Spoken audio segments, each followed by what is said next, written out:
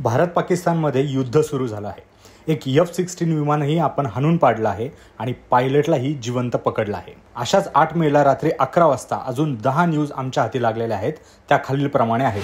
पहिली न्यूज म्हणजे बिथरलेल्या पाकिस्तानकडून जम्मू विमानतळावर टार्गेट करत ड्रोन हल्ल्याचा प्रयत्न करण्यात आला आहे।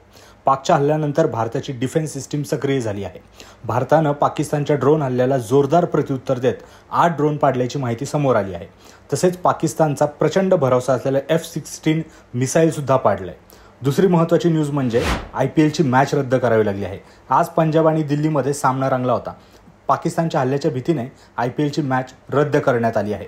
तिसरी न्यूज म्हणजे मॅच रद्द झाल्यानंतर खेळाडूंना विचारण्यात आलं की तुम्हाला भीती वाटते का, तर खेळाडू म्हणाले की आम्ही भारतात आहोत त्यामुळे भीती कसली, आम्हाला तर अभिमान वाटतोय। चौथी न्यूज म्हणजे भारताच्या हद्दीत रात्रीच्या वेळी पाकिस्ताननं जम्मू शहरात ड्रोन हल्ला सुरू केला आहे। त्यानंतर जम्मूमध्ये कंप्लीट ब्लॅकआउट करण्यात आले आहे आणि सायरन वाजवून लोकांना सावध करण्यात आलं आहे।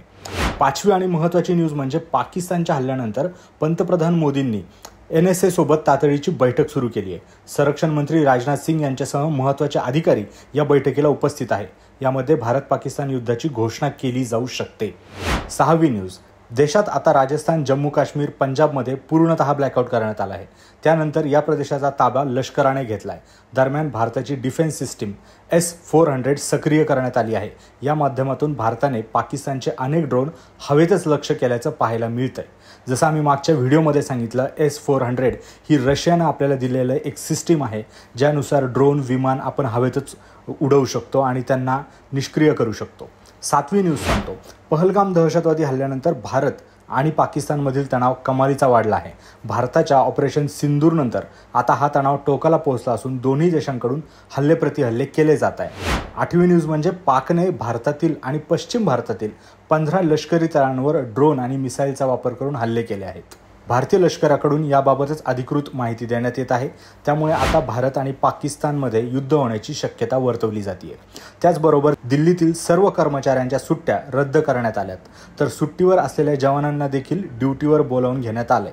यामुळे आता भारत आणि पाकिस्तानमध्ये टोकाचा संघर्ष सुरू झाला आहे। या संदर्भात इंडियन आर्मी Xच्या माध्यमातून कंटिन्युअस अपडेट आपल्याला देत आहे। आता एक अपडेटही आले की हाऊस द जोश, आणि नेमकंच हातात आलेल्या न्यूजनुसार INS विक्रांतने पाकिस्तानच्या पोर्टवर सुद्धा हल्ला केलेला आहे। त्याचा हा भीषण व्हिडिओ आपण इथं बघू शकतो। सोबतच भारतीय हल्ल्यानंतर पाकिस्तानची काय अवस्था झाली आहे, पाकिस्तानचे रोड, तिथले सायरन, या गोष्टी सुद्धा आपण या शेजारच्या व्हिडिओमध्ये बघू शकतो। अशा परिस्थितीत प्रत्येक नागरिकाने भारत आणि भारतीय आर्मीच्या पाठीमागे राहणं गरजेचं आहे। जय हिंद।